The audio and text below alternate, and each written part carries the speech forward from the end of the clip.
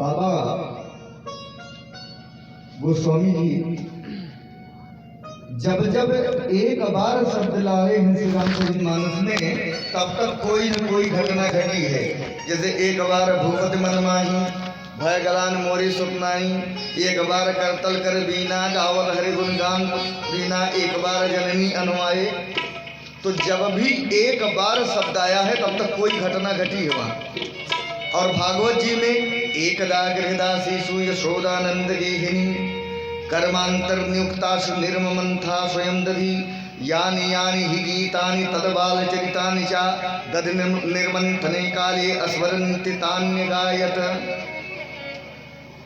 भागवत जी में एकदा और श्री रामचरितमानस में एक बार।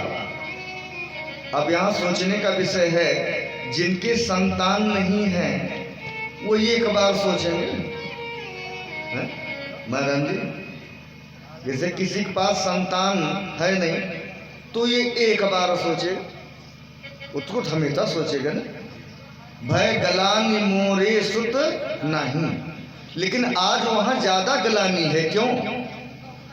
क्योंकि महाराज दशरथ जी उस शब्द भेदी बाण का को चलाना जानते थे।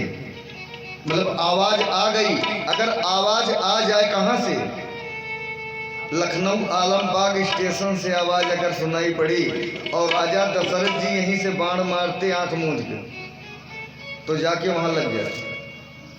समझ लीजिए, बाण उठाते। और ये समझ लीजिए कि अगर दिल्ली ओखला फेज 2 में अगर आवाज आ गई तो यहीं से दशरथ जी मारते शब्द भेद जाके लग गया। ये क्षमता। लेकिन एक हिरण था, वो दौड़ा दौड़ा आया राजा दशरथ जी के पास। हिरण चौकड़ी मार रहा है, तब तक नृपत दशरथ जी कहते हैं ये हमारे सामने चौकड़ी भर रहा है, यानी कि ये हमको दिखा रहा, एक राजा के सामने अपनी प्रतिभा दिखा रहा है। शब्द भेदी बाण का प्रयोग कर दिए।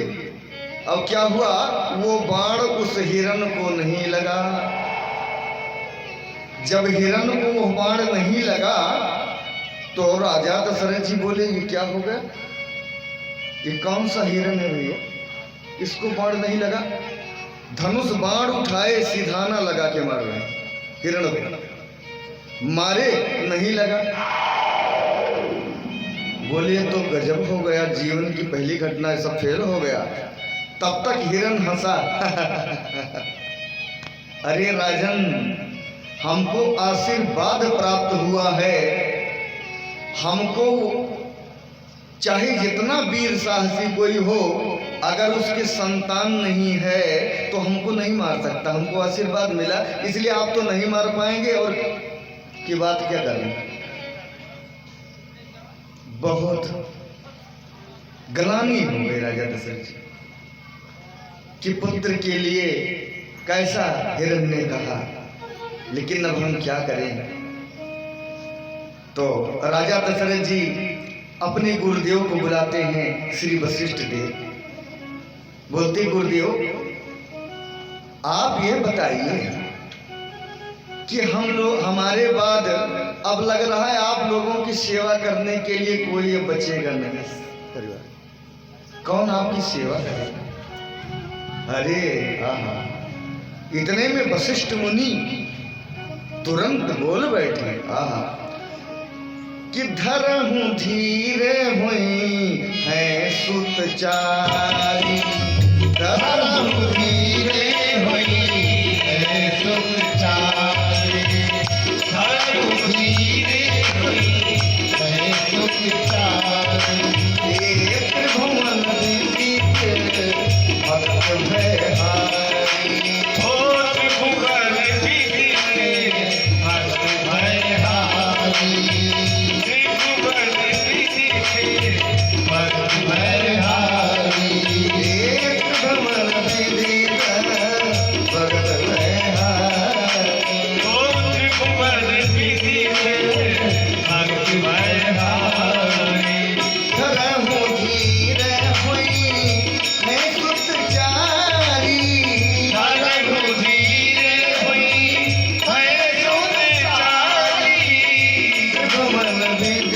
भगत भयहारी।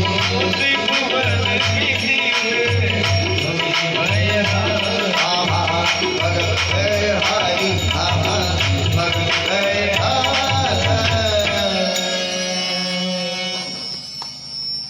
धरहु धीर हुई हैं सुतचारी, और त्रिभुवन विदित भगत भयहारी।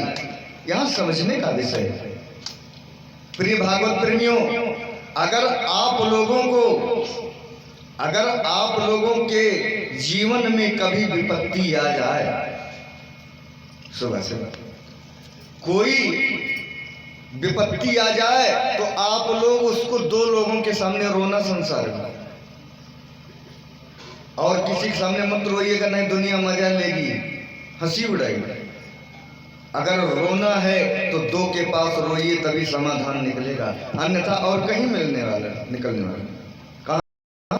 या तो अपने सदगुरु के पास जाइए, सदगुरु के से रोइए तो आपका काम चलेगा, या हमारे कन्हैया जी से रोइए। ठाकुर जी तो हमारे दयालु हैं, बिना स्नान किए अगर पहुंच गए, इतने दयालु, इतना दयालु कोई भगवान है। स्नान नहीं किए तब भी गए, मान लीजिए छू दिए, बालक है कोई बात नहीं चले।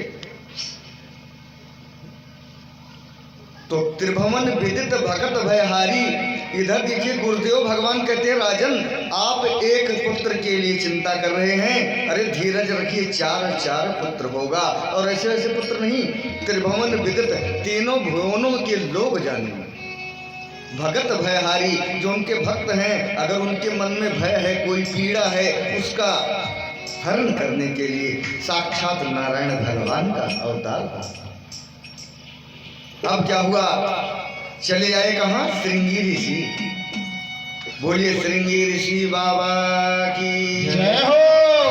वशिष्ठ जी कहते हैं ये काम श्रृंगी ऋषि बाबा ही कर सकते हैं, तो आमंत्रण देते हैं श्रृंगी ऋषि को। और श्रृंगी ऋषि बाबा कौन है पता है? कौन है? राम जी के जीजा हैं। बोलिए मुरलिया वाले की जय हो। तो श्रृंगी ऋषि ही वशिष्ठ बुलावा, श्रृंगी ऋषि ही वशिष्ठ बुलावा।